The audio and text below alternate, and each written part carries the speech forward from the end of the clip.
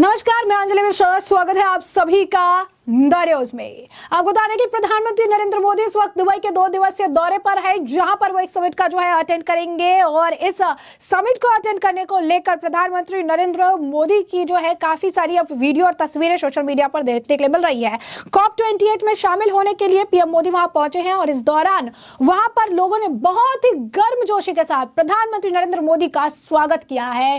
वंदे मातरम के नारे और इस बार 400 पार के नारे लगाए हैं। बता दें आपको 2024 के लोकसभा चुनाव का बहुत ही नजदीक है। 5 अलग अलग राज्यों के विधानसभा चुनाव हुए हैं और 2024 के लोकसभा चुनाव से इस नारे को जोड़कर देखा जा रहा है। और यहाँ पे वो कह रही हैं, मोदी जी के बीच जब मोदी जी वहां पर मौजूद है, भारतीय जो समुदाय के लोग हैं वहां पर कह रही है इस बार 400 पार। और यही वीडियो साझा करके रवीश कुमार जैसे पत्रकार जो है वो इसे देखकर बौखला गए हैं। पीएम मोदी की लोकप्रियता देख के बौखला गई हैं। 400 पार के जो नारे लग रहे हैं उसे सुनकर बौखला गए हैं, तो कमियां निकाल रहे हैं। वहीं दूसरी तरफ अर्नब गोस्वामी जैसे भी पत्रकार है, जिन्होंने बताया है कि 2024 के लोकसभा चुनाव में मोदी को हराना कितना ज्यादा इम्पॉसिबल हो सकता है, क्योंकि मोदी फैक्टर जो है, ये मोदी फैक्टर काफी ज्यादा काम करता हुआ नजर आ रहा है। ये मोदी फैक्टर जो है ये काफी ज्यादा, अगर आप कहेंगे, इंपॉर्टेंट रोल निभाने वाला है। और ये 2024 के लोकसभा चुनाव के लिए बाकी अन्य पार्टियों के लिए काफी कड़ा मुकाबला होगा। उनका तो ये भी कहना है कि इंडिया अलायंस बोलकर कुछ है ही नहीं,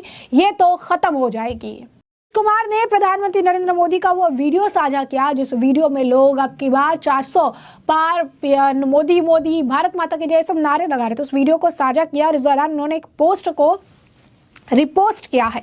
पोस्ट जो है वो शोहित मिश्रा द्वारा किया गया था, जिसमें उन्होंने लिखा है कि अब की बार 400 पार का नारा लगाने वाले लोग वही हैं जिन्हें भारत में सही नौकरी या सही जीवन नहीं मिल पाया, जिसके कारण उन्हें विदेश जाकर काम करने और रहने का फैसला किया। रह रहे हैं वो दूसरे देश में और बात कर रहे हैं भारत में 400 पार की। इन सभी लोगों को कहना चाहिए कि 9 साल से मोदी सरकार भारत में मौजूद है, सब कुछ छोड़कर वतन लौट आई है। और इसी को पोस्ट करते हुए रवीश कुमार जी लिखते हैं, प्रधानमंत्री ने केवल बाहर जाकर शादी नहीं करने की अपील की है। देश का पैसा बाहर जा रहा है, उनकी नई चिंता है। उन्होंने बाहर जाकर पढ़ने और कमाने पर कुछ नहीं कहा है। शायद उन्हें पता है कि भारत की यूनिवर्सिटी बर्बाद हो चुकी है।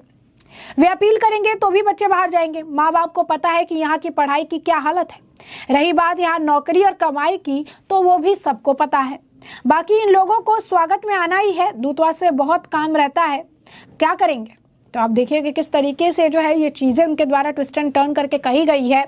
और यहाँ पर भी अगर आप देखेंगे कि जो चीज़ें हैं वो देखने के लिए मिल रही है, काफ़ी, अगर आप कहेंगे, दुख जो है वो इनको होता हुआ नज़र आ रहा है। और बातें वो देखने के लिए मिल रही है, कहेंगे कि ये इनको काफ़ी तकलीफ हो रही है कि किस तरीके से मोदी जी का इतना स्वागत हो रहा है। मोदी जी इतने लोकप्रिय नेता हो गए और इनको काफ़ी चीज़ें देखने के लिए मिल रही है। और इनको लग रहा है कि मोदी जी की इतनी स्वागत हो रही है, मोदी जी के इतना आवभगत हो रहा है, हम तो इनके खिलाफ बोलते रहते हैं, उनके खिलाफ नुक्स निकालते हैं। जब कुछ नहीं मिल रहा है नुक्स निकालने के लिए, तो फिर उन्होंने क्या किया है, इन्होंने एक नया चीज़ ढूंढ के निकाला है कि जो अच्छी चीज़ें हो रही है, जो लोग कह रहे हैं, उसके लिए भी हम बोलना शुरू कर दें।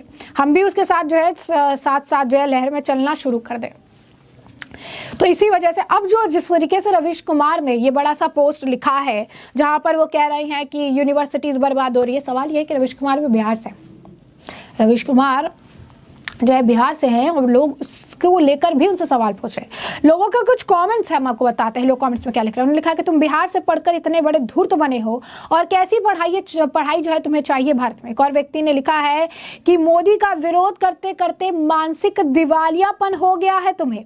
एक और व्यक्ति ने लिखा, मोदी विरोध करते तो खुद कितना बर्बाद हो चुका है। तो कांग्रेस के टाइम का विदेश में भीख मांगना भारत पसंद था, लेकिन अब भारत इतना सशक्त हो गया है कि वो विदेशों को हर जगह तरह की मदद कर सकता है। बस यही बात तुझे चुभने लगी है या चुभती रहती है। एक और व्यक्ति ने इसी तरीके से लिखा कि रवीश कुमार समाधान में समस्या ढूंढने के विशेषज्ञ हैं। एक और व्यक्ति ने इसी तरीके से कहा कि भारत की पहली नालंदा यूनिवर्सिटी किसने बर्बाद की, उसके बारे में भी कभी कभी जिक्र कर दिया कीजिए। उसे तो तोड़ने वालों को तो कुछ कहते नहीं, आपकी हिम्मत नहीं है, लेकिन जिस औजार से तोड़ी गई उस पर तो लानत भेजिए। उसके बाद एक और व्यक्ति ने लेके गया कि तुम्हें मालूम है कि उन्होंने लिखा है कि हमें मालूम है कि आप मोदी जी के घोर आलोचक हैं, लेकिन आलोचना और नफरत के बीच का फासला अब आप भूलते हुए जा रहे हैं। ये सभी भारतीय हैं, अपने देश के प्रधानमंत्री से मिलकर बेहद ज्यादा खुश हैं और उनमें उनसे कुछ बात होगी तो वह नहीं देखना चाहते कि उनके आपके चश्मे से मोदी जी प्रभावित किया है, तो उन्हें प्रेम से मिलने दीजिए अपने नेता से। तो ये चीज भी लोग कह रहे हैं। उन्होंने कहा कि चिंदी मीडिया के सरगना जो है रवीश कुमार जी, अब भारतीय छात्र बाहर जाकर पढ़ते हैं, ये उनका पर्सनल फैसला कि बाहर जाकर पढ़ना है, क्योंकि भारत में भी बहुत अच्छे कॉलेज और यूनिवर्सिटी है जहां से लोग पढ़कर फेसबुक और गूगल के सीईओ तक बने हुए हैं। आपकी चाटुकारिता कम मत करना, नहीं तो रोजी रोटी बंद हो जाएगी। तो इस तरीके से जो है लोग भी तंज कस रहे हैं और कह रहे हैं कि अच्छी चीज में भी कुछ ना कुछ नुक्स निकाल कर ले आना, ये रवीश कुमार जैसे पत्रकारों की जो है एक तरह से खासियत है, या यूं कहिए कि रवीश कुमार जैसे पत्रकारों की जो है ये काम है। ये जो है इस तरीके से ही नुक्स निकालते रहते हैं, इस तरीके से ही चीजें जो है, इस तरीके से जो चीजें हैं वो देखने के लिए मिलती है। तो ऐसे में साफ तौर पर अगर आप देखेंगे तो रवीश कुमार के लिए ये बात असहनीय हो रही है कि प्रधानमंत्री की लोकप्रियता इतनी कैसे बढ़ रही है। हर जगह जो मोदी के खिलाफ ये एजेंडा प्रोपागेंडा चलाते हैं, लेकिन यहाँ पर तो मोदी के खिलाफ सब चीजें ठीक है, यहाँ पर तो मोदी के खिलाफ कोई चीज नहीं हो पा रहा है। हम तो इतनी सारी चीजें एजेंडा प्रोपागेंडा लगातार लगा रही हैं, लेकिन उसके बावजूद भी मोदी के साथ सब ठीक चल रहा है। तो इसके बाद ये जब कुछ अच्छा चीज हो रहा है उसमें भी कुछ गलती निकाल कर आ रहे हैं। रवीश कुमार जैसे पत्रकार जिन्हें हर चीज में तकलीफ है, हर बात से उन्हें तकलीफ है अगर वो मोदी सरकार से जुड़ी है, ये चीजें कांग्रेस को लेकर नहीं बोलते हैं। राहुल गांधी इतनी बार चाइना जाते हैं, चाइना जाके घूम कर आते हैं, कई लोगों के साथ जो है बाहर में नजर आते हैं, कभी कुछ करते नजर आते हैं। जब चुनाव होता है अपने लोगों को छोड़कर विदेश भाग जाते हैं, आए दिन जो है विदेश का दौरा करते हैं, उनका ये दौरे का सिलसिला खत्म ही नहीं होता, अपने लोगों के लिए मौजूद नहीं रहते, एक ट्वीट नहीं, एक पोस्ट नहीं, कुछ नहीं। लेकिन मोदी ने अगर कोई काम कर दिया, मोदी द्वारा कुछ भी किया जा रहा, अगर वो अच्छा ही क्यों ना हो, सवाल खड़े करने हैं, घुमा फिरा कर जो है चीजें कहनी है। अब यही पोस्ट अगर हम आपको फिर से बता दें कि यही पोस्ट अगर हम आपको बताएं कि क्या लिखा है, एक बार फिर से सुनिए कि क्या है ये पूरा पोस्ट, तो आपको समझ आएगा कि कितना ट्विस्ट एंड टर्न करके जो चीजें हैं कही जा रही है। तो अगर आप देखेंगे तो उन्होंने लिखा है कि प्रधानमंत्री ने केवल बाहर जाकर शादी नहीं करने की अपील की है, देश का पैसा बाहर जा रहा है, उनकी नई चिंता है। उन्होंने बाहर जाकर पढ़ने और कमाने पर कुछ नहीं कहा। शायद उन्हें पता है कि भारत की यूनिवर्सिटी बर्बाद हो चुकी है, वे अपील करेंगे तो भी बच्चे बाहर जाएंगे। माँ बाप को पता है कि यहाँ की पढ़ाई की क्या हालत है। रही बात यहाँ नौकरी और कमाई की, तो सबको पता है, बाकी इन लोगों को स्वागत में आना ही है, दूतावास से बहुत काम रहता है, क्या करेंगे। तो ये चीजें जो है उनके द्वारा लिखी गई है। तो यही रवीश कुमार कहाँ रहते हैं राहुल गांधी के वक्त में, यही रवीश कुमार विपक्ष के वक्त में कहाँ रहते हैं। यही रवीश कुमार जो है आज यूनिवर्सिटी की बात कर रही है, जिस बिहार से है उस बिहार के बारे में, बिहार के नेताओं के बारे में, बिहार की यूनिवर्सिटीज के बारे में क्यों नहीं बात करते हैं, बिहार सरकार के बारे में क्यों नहीं बात करते हैं, क्योंकि वो विपक्ष का नेता है, क्योंकि वो विपक्ष के जो है करीबी है, क्योंकि वो राहुल गांधी के करीबी है, क्योंकि ऐसे नेता हैं जिनके खिलाफ ये बोल नहीं सकते हैं।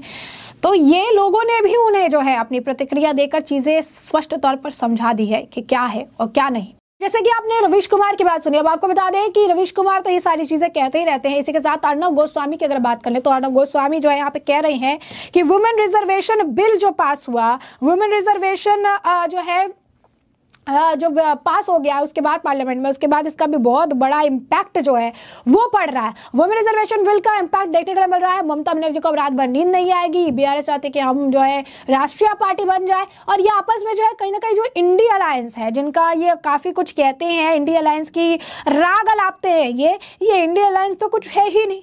इंडिया अलायंस तो ना के बराबर है, ये इंडिया अलायंस खत्म होने की कगार पर है, जो इनकी असलियत जो है देखने के लिए मिल रही है, क्योंकि इंडिया अलायंस के लोग जो हैं वो पूरी तरीके से कोप अप नहीं कर पाएंगे। यही नहीं, अर्नब गोस्वामी ये भी कहते नजर आ रहे हैं कि मोदी का फैक्टर बहुत बड़ा एक फैक्टर है, जो कि उन्हें हराने के लिए बाकी लोगों के लिए काफी मुश्किलों का सामना उन्हें कर सकता है। इंडिया अलायंस खत्म हो जाएगी और मोदी फैक्टर जो है 2024 के लोकसभा चुनाव में बहुत बड़ा एक फैक्टर जो है रहेगा। ऐसे में हमने आपको जो पूरा मामला है ये बड़े विस्तार से बताया है कि पूरा मामला क्या है, और इस पूरे मामले पर आपकी भी जो राय हो हमें कमेंट सेक्शन में कमेंट करके जरूर साझा करिएगा।